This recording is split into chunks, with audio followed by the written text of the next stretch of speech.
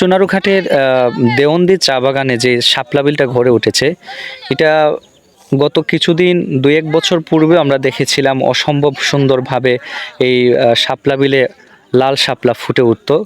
আসলে হয়তো আজকে এই বছর পর্যন্ত হয়েছে। আমরা বিভিন্ন জনের সাথে কথা বলে শুনলাম এবং দেখলাম, তারা বলছে যে আগের তুলনায় পর্যটক অনেকটাই কমে গিয়েছে।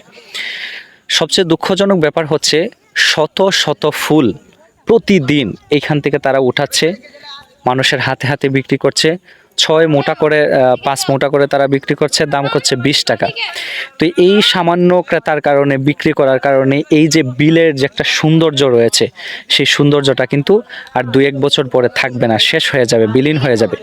আমরা তার প্রতিবাদ জানাচ্ছি। আমরা আশা করছি যে স্থানীয় প্রশাসন, স্থানীয় মহল যারা রয়েছেন, আপনাদের মাধ্যমে আপনারা এখন পর্যন্ত যদি এই বিলটাকে রক্ষা করতে না পারেন, তাহলে কয়েক বছর পরে সেই রকমটা আর থাকবে না।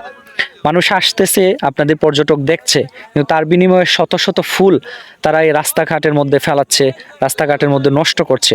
এটা তো হতে পারে না।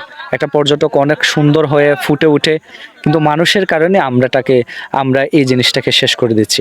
আমরা আশা করছি আপনারা এই পর্যটনের পাশে থাকুন। শাপলা বিলকে রক্ষণ করার জন্য আপনারা যেই প্রতিশ্রুতি, যেই প্রতিবাদ করা দরকার, সেই প্রতিবাদটুকু আপনারা গড়ে তুলুন।